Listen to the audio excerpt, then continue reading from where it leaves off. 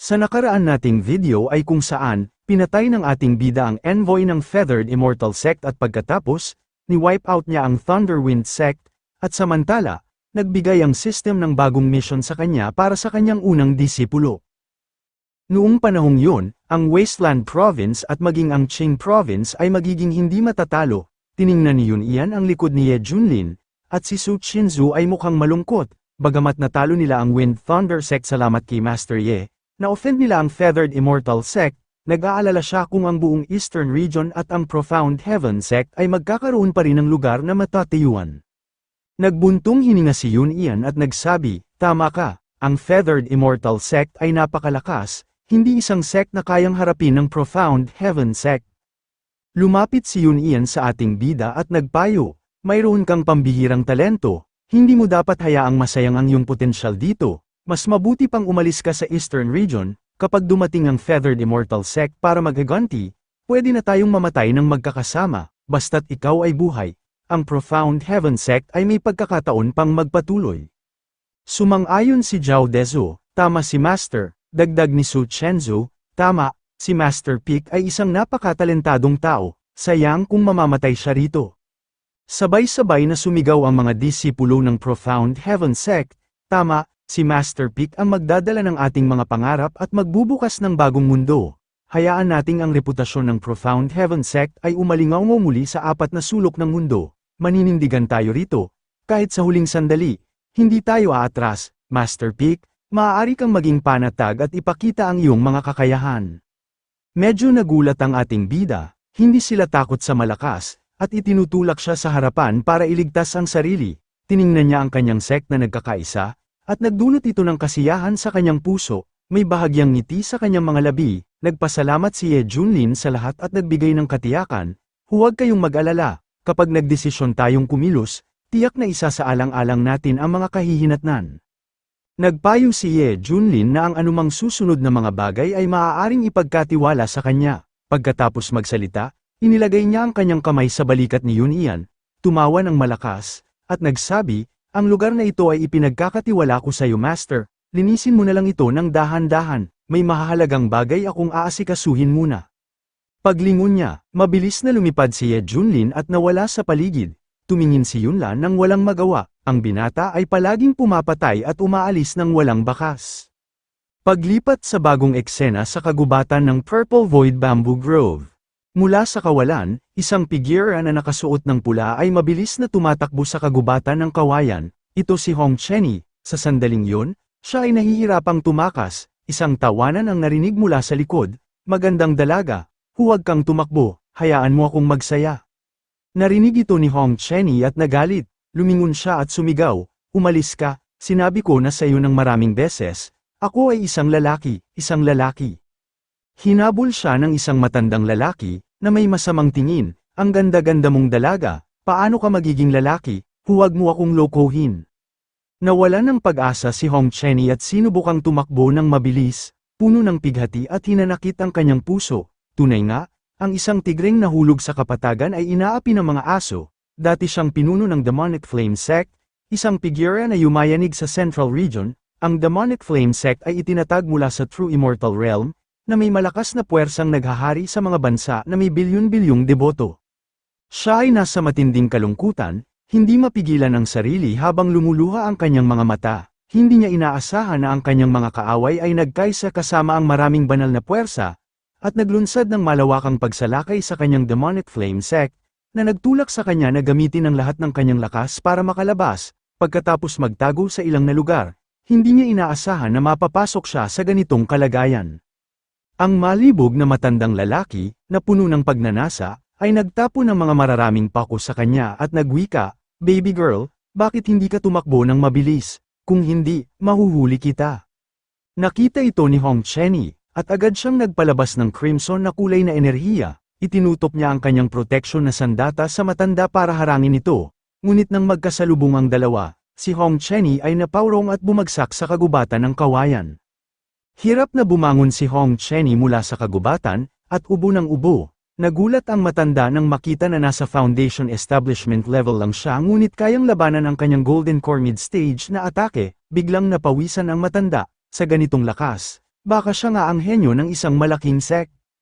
Sa sandaling yun, tumigil ang matanda sa kanyang mga pag-iisip at naghagis ulit ito ng mga malalaking paku patungo kay Hong Chenny, tumagos ang mga paku sa lupa, at agad na lumitaw ang isang nakakatakot na aura mula sa mga ito, na nag-restrain kay Hong Chenny.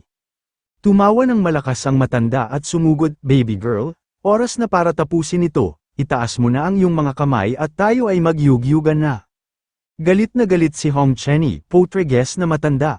Itinaas ng matanda ang kanyang baba at nakatitig sa kanya, "Baby girl, huwag ka nang lumaban, may hangganan ang aking pasensya, maging mabuti ka at tiisin mo na lang, hihihi."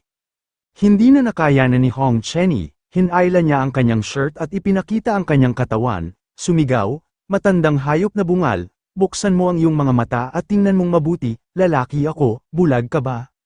Biglang natahimik ang kagubatan, mukhang hindi makapaniwala ang matanda, halos lumuwa ang kanyang mga mata, "Lalaki ka ba talaga? Nasayang lang ba ang paghabol ko sa iyo? Patay, mukhang naskam ako ah." Walang magawa si Hong Chenny, ibinaba ang kanyang shirt at nagsabi, "Nakita mo na ngayon, lalaki nga ako tulad mo, tigilan mo na ang paghabol sa akin." Ngunit ang matanda ay nagsabi, "Sandali lang," medyo baliw din ang matanda, dahan-dahan siyang lumapit sa binata, "Hindi pinapalampas ang mga babae o lalaki, sa totoo lang, double blade ako, okay lang sakin kahit na trans woman ka or hindi." Nakita ito ni Hong Chenny at nagalit, inirapan niya ang matanda, "Umalis ka, bastos, baliw, kahit na masunog ko ang aking inner core, hindi ako susuko." Biglang sumiklab ang malalakas na apoy sa paligid niya. Nagbago ang kulay ng matanda, hindi pa niya nakikita ang isang tao sa foundation establishment na nakakagawa ng ganitong lakas. Sumigaw ang binata, "Gagong malibog, lubos mo talaga akong ginagalit ha, mamatay ka na." Sa galit ni Hong Chenny, naglabas siya ng apoy patungo sa matanda, naramdaman ng matanda ang nakakatakot na lakas. Namutla ang kanyang mukha, sa isang iglap, lumamon ng malaking apoy sa kanya, nasaktan siya, dumura ng dugo, at sumigaw sa matinding sakit. Sa sandaling yun, pagod na pagod, bumagsak si Hong Chenny sa lupa, "Ito ang bunga ng iyong mga ginawa." Nanghina siya, "Malapit nang masira ang aking inner core, kailangan kong maghanap ng lugar para makabawi ng lakas bago magpatuloy." Samantala, biglang may narinig siyang boses mula sa malayo, "Hehe, ang pagkamatay ng demonyo ay hindi kawalan, talagang may pambihira kang pinagmulan." Nagulat siya at lumingon, tumayo si Hong Chenny at sumigaw, "Sino ka?" Sa sandaling yon, may narinig siyang yabag na papalapit, isang matandang lalaki na may hawak na tungkod ang lumabas at nagsalita, "Kaibigan, huwag kang mag-alala, nagkataon lang na dumaan ako, at hindi ako kasabwat ng demonyong yun, bukod dito, normal ang aking oryentasyong sexual, kaya maaari kang maging panatag." Narinig ito ni Hong Chenny at nagpasalamat, "Mabuti naman, kung ganun, sana hindi na tayo magkita ulit, aalis na ako." Ngunit sa sandaling yun, biglang sumugod ang matanda sa harapan niya. Ipinakita ng matanda ang isang masamang ekspresyon at kakaibang ngiti. "Ngunit kumpara sa iba, mas interesado ako sa mga lihim na taglay mo. Hayaan mo akong makita kung ano ang nasa isip mo na may ganitong malakas na mahikang talento." Pagkatapos magsalita, iniwagayway ng matanda ang kanyang kamay sa harap ni Hong Chenny. Ang pressure mula sa matanda ay nagpaluhod kay Hong Chenny, hindi na siya makagalaw, at sumigaw siya sa kawalan ng pag-asa, "Ang aking landas ba ng pag-cultivate ay magtatapos na dito? Ayaw kong tanggapin ito, talagang ayaw kong tanggapin ito." Sa sandaling yun, ang mga dahon ng kawayan ay nanginginig, biglang lumitaw ang isang malabong figure mula sa itaas, na naglalabas ng malakas na pressure. Naramdaman ng matanda ang kapangyarihan ng Divine Realm at namutla, nagpanik siya at lumingon, "Putik, may mali ba? Paano may ganitong malakas na kapangyarihan sa isang maliit na lugar tulad ng Wasteland Province?" Lumitaw ang ating bida sa harap ng dalawa, ang kanyang tingin ay matalim tulad ng patalim, nakatuon sa matanda, nakita ito ng matanda at natakot, "Kagalang-galang na senior, patawarin mo ako, siya ay sayo na, aalis na ako." Malamig na sagot ng ating bida, "Isang hamak na tao tulad mo ay hindi karapat-dapat na mabuhay." Sa pagtaas ng kanyang kamay, nagpaputok siya ng isang sinag ng liwanag patungo sa matanda, tumagos ang sinag sa katawan ng matanda, na nagdulot sa kanya ng matinding sakit at paghiyaw. Hindi makapaniwala si Hong Chenny sa kanyang nakita, "Diyos ko po, pagkatapos ng Golden Core level, at ngayon nasan Soul level na naman, totoo bang hindi ako makakatakas sa kapahamakang ito ngayon? Lumapit ang dating bida at tiningnan si Hong Chenny, nagbubulong, brother system, sabihin mo sa akin, ito ba ang pinuno ng demonic cult leader o isang true immortal level, brother system? Ito ay isang mahinang foundation establishment lang, iniiskam mo ba ako? Tumunog ang system at nagpaliwanag, hindi ka niloloko ng system na ito. Ang taong ito ay talagang pinuno ng demonic flame sect na nasa true immortal level, nabawasan lang ang kanyang cultivation. Tumunog ulit ang system, ina-activate ko na ang Ray of Insight para sa'yo ngayon. Lumitaw ang impormasyon tungkol kay Hong Chenny sa harap niya. Lalaki, top-tier talent na may fire attribute spiritual roots. Dating pinuno ng demonic flame sect, true immortal cultivator. Kasalukuyang cultivation realm, beginner foundation establishment. Hindi makapaniwala ating bida sa kanyang nakita, ang gwapo ng mukha ng lalaking ito, nakakabading, lalaki ba talaga siya? Naglalakad-lakad ang ating bida habang pinagmamasdan siya, mula sa kanyang makinis na balat hanggang sa kanyang delikadong mga katangian, ang mahabang buhok niya ay nagpapahiya sa maraming babae na hindi kayang pantayan siya, hanggang sa magdulot ng pagkalito sa kasarian. Nagduda si Hong Chenny, bakit ganito ang tingin niya sa akin, gusto rin ba niya ng lalaki? Hinawakan ng ating bida ang kanyang baba, malalim ang pag-iisip, bagamat nasa foundation establishment lang siya, sa kanyang talento at dating karanasan, mas madali para sa kanyang bumalik sa kanyang rurok, hindi masasayang kung tatanggapin ko siya bilang aking disipulo. Pagkatapos, iniabot niya ang kanyang kamay kay Hong Chenny, nakikita kong pambihira ang iyong hitsura. Isa kang bihirang talento sa pag-cultivate ng immortal, mula ngayon, ipinapasya kong kunin ka bilang aking disipulo, ano sa palagay mo? Nagulat si Hong Chenny nang marinig na gusto siyang kunin bilang disipulo, hindi maiwasang mag-isip, nakita na kaya niya ang mga lihim sa loob ko at nais pang galugarin, sa totoo lang, maging magic weapon o oportunidad, hindi ito ang uri ng divinity na maaaring isipin sa ilang. Namula ang mukha ni Hong Chenny, nagpapakita ng paghamak sa kanyang puso, oh please, noong araw nga, hindi nga makapasok sa pinakalabas na pinto ng flame sectong gagongta, isang banal na nascent soul lang tapos magpapakamaster sakin, dream on.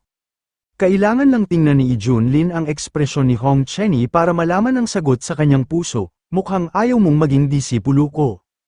Ang malamig na tingin ni Junlin kay Hong Chenny ay nagpaigting sa kanya. Para sa isang dating pinuno ng demon sect tulad niya, si Ye Junlin ay hindi karapat-dapat maging senior brother, junior brother, o kahit na master. Bagamat hindi pa malakas ang kanyang kasalukuyang cultivation, sinubukan niyang kalmayan ang sarili, hanggat nariyan ang Green Mountains, wala dapat ikatakot, kapag nakabawi ako sa aking cultivation, ako naman ang magiging master. Sa kasamaang palad, malubha ang kanyang mga sugat, walang magawa si Hong Chenny kundi lumuhad at magpakumbaba. Disipulo Hong Chenny, nagpapakumbaba sa master, ang maging disipulo mo ay ang pinakamalaking karangalan sa buhay ko. Pero sa totoo lang, nagkukunwari lang siya, sa kanyang isip, nagngangalit siya sa galit at pakiramdam ay labis siyang naapi, darating din ang araw na ako ang maghihiganti. Nang makita ni Ye Junlin na lumuhad siya, nasiyahan siya, mabuting disipulo, bumangon ka, mula ngayon, tatawagin kitang Little Hong. Nang marinig ang palayaw, medyo hindi komportable si Hong Chenny, Little Hong, nanginginig siya sa galit, pero tinanggap niya ito, sige, master. Naramdaman ni Ye Junlin ang puot sa tono niya at natawa sa sarili, ang peking ekspresyon nitong bata ay halata, pero hindi bale, kapag may malakas na kalaban, mas lalakas ako, wala akong dapat ikatakot kung magtataksil ka man. Sa sandaling yun, nagpapulit ang system, congratulations, host, na kumpleto mo ang disciple task, reward, magical talent skill automatic cultivation mode. Natuwa si Ye Junlin, kung automatic ang cultivation, kahit humiga lang ako at pa-chill-chill lang, lalakas ako, ganito pala ang pakiramdam. Congratulations, host, nakatanggap ka ng Heaven Burial Coffin, ito ay naglalaman ng mga restrictions na unti-unting mawawala habang tumataas ang iyong realm, sa ngayon, ang spiritual energy nito ay nasa 3rd grade. Naalala ni Ye Junlin mula sa mga alaala ng host na ang magical talent skills ay may proseso ng cultivation, introduction, minor success, major success, perfection, and transcendence realm, bawat yugto ay nagdudulot ng kapangyarihan at bisa na maaaring umabot ng 10 beses o higit pa. Nag-announce ulit ang system, Heavenly Burial, ang langit ay maaaring maglibing, ang lupa ay maaaring maglibing, lahat ng bagay ay maaaring malibing, magagamit ito para i-refine ang anumang nabubuhay na nilalang, sa huling yugto, maaari nitong libangin ang lahat ng bagay sa celestial realm. Ting, natuklasan ang talent ng disipulo, nag-aalok ang system ng libreng upgrade services, Ting, Reward, Fire Type Skill 3000 Flame Scripture, Ting, Reward, Fire Elemental Peel ginagamit para ayusin ang fire system spiritual roots at muling buuin ang Supreme Foundation, Ting, tapos na ang mission reward, nasisiyahan ba ang host? Ngumiti si Ye Junlin, ang magic weapon na ito, na pinuri ng system, ay nagsasabing kaya nitong libingin ang Heavenly Dao, inaasahan ko kung gaano kaganda ang magiging Heavenly Burial kapag tumaas ang aking realm. Sa puntong ito, sobrang excited siya. Kung makukuha ko ang ganitong reward, tiyak na magiging espesyal ang sistema sa mga tulad kong nakatawid. Napaisip siya, gaano kaya ka-proud ang isang tao na may ganitong innate talent? Isang tao ay masaya, habang ang isa ay puno ng galit, si Hong Chenny ay nakakuyom ang kamao, sinasabi sa sarili, kung hindi ako maghihiganti, hindi ako karapat-dapat maging aso. Nang makita ni Yi Junlin ang madilim na ekspresyon ni Hong Chenny, nainis siya. Little Hong, hindi ka pwedeng laging malungkot at galit, sa tingin mo ba hindi ako karapat-dapat maging master mo? Nabigla ang binata at agad na sumagot, Master, nagkakamali ka, kahit anong sitwasyon, ganito lang talaga ang ekspresyon ko. Pero sa kanyang puso, minamaliit pa rin niya si Ye Junlin, isang maliit na divinity lang, nagtuturo pa sa akin kung paano maging tao. Sa sandaling yon, kumuha si Ye Junlin ng skill book. Mukhang kailangan kong ipakita sa iyo ang ilang trick para respetuhin mo ako. Ito ay regalo ko sa iyo bilang master mo, magiging kapaki-pakinabang ito sa iyo. Sa labas, nagpasalamat si Hong Chenny, pero sa loob, puno siya ng paghamak. Tingnan natin kung anong klaseng basurang skill ang maibibigay mo, isang divinity mula sa isang liblib na lugar. Tinanggap niya ang skill book at isinara ang mga mata, Flame Scripture, isang basurang teknik na may mapagmalaking pangalan. Pero nang matapos niya itong pag-aralan, nagulat siya at mabilis na bumukas ang mga mata. Imposible, ang Revis Flame Fury technique na nagbigay sa akin ng enlightenment para maging immortal ay dating pinakamataas na fire system skill sa Central Region. Pero kung ikukumpara sa Flame Scripture, walang kwenta na pala ito. Ito ay tiyak na nasa immortal grade, o baka nasa legendary saint grade level. Sa mundo ng cultivating immortals, ang mga skill ay nahahati sa mga antas, mortal grade, spirit grade, profound grade, earth grade, heaven grade, sovereign grade, immortal grade, at saint grade. Hindi makapaniwala si Hong Chenny, sa tulong ng skill na ito, mabilis siyang lalakas at babalik sa tunay na immortality. Nang makita ni Yi Junlin ang nagulat na ekspresyon nito, ngumiti siya. Sa itsura mo, mukhang satisfied ka sa skill na ibinigay ko sa iyo, tama ba? Hawak ni Hong Chenny ang skill book, tumingin sa kanya, at ngumiti. Maraming salamat, Master, malaki ang naitulong ng skill na ito sa akin. Pero sa kanyang puso, nananatili pa rin ang paghamak, siguro swerte lang itong taong ito na nakahanap ng ganitong oportunidad sa liblib na lugar na ito. Sa sandaling yon, kumuha si Ye Junlin ng peel at malugod na sinabi. Dahil naunawaan mo na ang skill, bibigyan kita ng Fire Origin Peel para tulungan ka pa. Natuwa si Hong Chenny nang makita ito, Fire Origin Peel. Para sa mga cultivator na espesyalista sa fire skills, ang Fire Origin Peel ay isang uri ng immortal peel na ibinigay ng langit. Ang epekto nito ay napakalakas at napaka-precious na kahit ang mga immortal ay mag-aaway para dito. Tinanggap ni Hong Chenny ang kabaitan ni Ye Junlin, pero naguluhan siya, isang maliit na divinity lang ako. Pero nakakuha ako ng dalawang ganitong bagay, kahit noong nasa prime ako, wala akong ganitong kakayahan. Napansin ni Yi Junlin ang ekspresyon ni Hong Chenny at tinanong. Little Hong, may duda ka ba sa mga regalong ibinigay ko? Agad na nagbago ang ugali ni Hong Chenny at nagpakumbaba.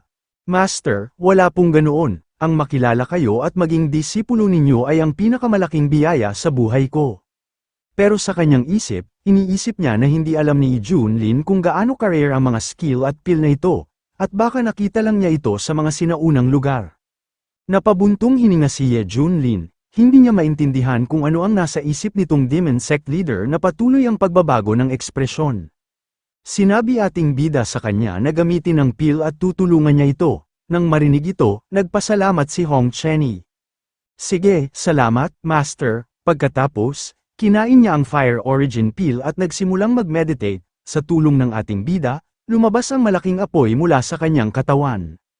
Naisip ng ating bida, early stage ng foundation establishment, mid stage, late stage, peak, perfection, golden elixir, early stage ng nascent soul, yanin, ang pangalang ito ay para sa tunay na immortal. Sa loob lamang ng kalahating oras, tumaas siya mula sa foundation establishment hanggang sa nascent soul. Hindi masama, magandang binhi talaga. Sa sandaling yun, sumigaw si Hong Chenny at nag-transform ang kanyang katawan, matagumpay siyang nakabuo ng golden elixir at umabot sa nascent soul. Sa puntong ito, sinabi ni Hong Chenny sa sarili, anuman ang mangyari, babalik ako sa Central Region at ipaghihiganti ang kahihiyan na dinanas ko. Pagkatapos ng ilang sandali, nagsalita si Hong Chenny. Master, pasensya na po sa abala, disrespectful po ako kanina. Sumagot si Ye Junlin, okay lang, sundan mo ako pabalik sa sect, ipapakilala kita kay Uncle. Pagkalipas ng ilang oras, sa labas ng Great Hall ng Profound Heaven Sect, nang marinig ng mga disipulo na babalik na ang ating bida, agad silang lumabas para maghintay. Si Master Piquie ay napakagaling, nakapatay siya ng nascent soul gamit lang ang isang daliri at ilang beses na niyang iniligtas ang Profound Heaven Sect. Sayang, noong mga nakaraang taon, bulag ako at hindi ko siya napansin, kung hindi, baka naging disipulo na ako ng Misty Piquie. Sa lakas ni Master Piquie, tiyak na mataas ang standards niya sa pagpili ng disipulo, hindi ko alam kung sino ang magugustuhan niya. Nang makita nila si Ye Junlin, agad silang nagulat. Tingnan ninyo, bumalik na si Master Piquie, may ilang nagulat nang makita si Hong Chenny. Sino yung babaeng kasama niya? Ang ganda niya. Nako, saan galing yung babaeng yun? Bakit siya kasama ni Master Piquie? Maraming disipulo ang hindi makatingin kay Hong Chenny. Ngumiti si Hong Chenny, pero sa kanyang puso, puno siya ng paghamak. Ang cultivating immortal sect na ito ay napakababa. Ang cultivation ng mga taong ito ay napakababa na hindi karapat-dapat magdala ng sapatos ng aming demonic flame sect. Mula sa Great Hall, lumabas si Yun Ian, Ye Junior Brother, bumalik ka rin pala, sino itong kasama mo? Itinuro ni Ye Junlin si Hong Chenny at ipinakilala. Ito ang disipulo kong nahanap sa daan, si Little Hong, magpakumbaba ka kay Master Yun Ian. Nagulat si Yun Ian nang marinig ang salitang disipulo. Tumawa si Su Chenzo. Ang ganda ng disipulo ni Master Piquie. Malamig ang tingin ni Hong Chenny at sinabi, lalaki ako, baliw. Naramdaman ni Chenzo ang lamig mula sa aura ni Hong Chenny at napahawak sa dibdib. Nang makita ni Ye Junlin ang agresibong ugali ni Hong Chenny, sinampal niya ito sa likod ng ulo. Little Hong, huwag kang bastos, ito ang senior sister ko, humingi ka ng tawad. Napilitan si Hong Chenny na magpakumbaba, pasensya na po. Pero sa kanyang isip, sinabi niya, tiisin ko lang ito, kapag umabot na ako sa divinity, ipaghihiganti ko ang kahihiyang ito. Ngumiti si Ye Junlin, madaling turuan ng mga bata, ngayong tapos na ang introductions, uuwi na kami ni Little Hong sa Misty Peak para magpahinga. Tumango si Chenzo, sige, mauna na kayo, habang papalayo sila, hindi mapigilan ni Yun Ian ang kanyang pagkamangha. Master Pick Chenzo. Saan kaya nahanap ni Junior Ye ang disipulo niya na nascent soul stage? Talagang mahiwaga at hindi mahuhulaan. Napabuntong hininga si Chenzo, sa loob lamang ng isang araw, napakarami na ng hindi kapani-paniwalang bagay na dala ni Junior Brother. Samantala, sa Misty Peak ng Profound Heaven Sect, tumingin si Ye Junlin kay Hong Chenny at sinabi, dahil ikaw ang panganay na disipulo ni Ko, pumili ka ng lugar dito sa peak, huwag kang mahiya. Tumitig si Hong Chenny sa sira-sirang cultivation cave sa harap niya, matagal siyang nag-isip bago sumagot. Salamat, Master, pero sa kanyang isip, hindi niya matanggap na mamuhay sa ganitong lugar. Ang mga tirahan ng mga disipulo ng Fire Demon Sect ay mas maganda kaysa dito. Ngumiti si Ye Junlin, ang mahina ay nagrereklamo sa kanilang kalagayan, habang ang malakas ay natututong umangkop. Para sa mga cultivator, ang mga bagay na ito ay panlabas lang, medyo marumi. Pero malilinis mo naman ito. Pinigilan ni Hong Chenny ang galit sa kanyang puso. Okay lang, tiisin ko na lang, sa bilis ng aking cultivation, Babaliktarin ko ang sitwasyon, hintayin mo lang, Ye Junlin. Sa gabi, sa Feathered Immortal Sect, Qingzhou, sa loob ng main hall, lumuhad si Chen Xiao sa harap ni True Inheritance Hall Elder Juyang. Hawak ni Juyang ang token ni Elder Mu, nang may madilim ang ekspresyon. Xiao alam mo ba kung bakit kita ginawang disipulo? Nanginginig, sumagot si Chen Xiao dahil mayroon akong immortal sun body at talento para maging immortal. Ito ay isang dahilan lang, ang pangalawa ay nakita ko sa iyo ang malaking ambisyon, paano ka magiging malakas kung palagi kang nag-aalala sa iyong ama. Ang araw ng disciples, competition ay malapit na, maghanda ka, kailangan mong talunin ang ibang core disciples at maging leader, pagkatapos, tataas ang resources ng sect para sa iyo, ito ang tunay na benepisyo. Nang marinig ito, napuno ng pawis si Chen Xiao, pero hininto siya ni Elder Juyang, walang pero, isang maliit na Wind Thunder sect lang yan, magpapadala ko ng tao sa Wasteland Province para imbestigahan, ngayon, mag-focus ka sa pagwawagi.